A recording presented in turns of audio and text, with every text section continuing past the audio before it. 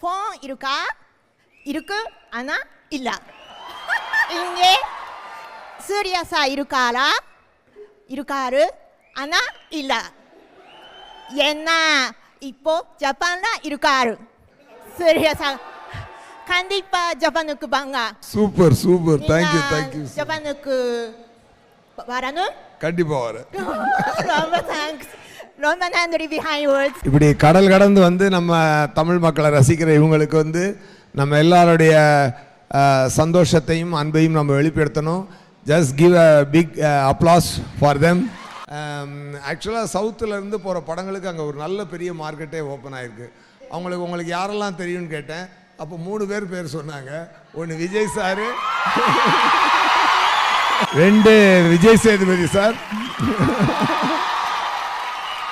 அப்புறம் 3 என்னைய சொன்னாங்க. சரி.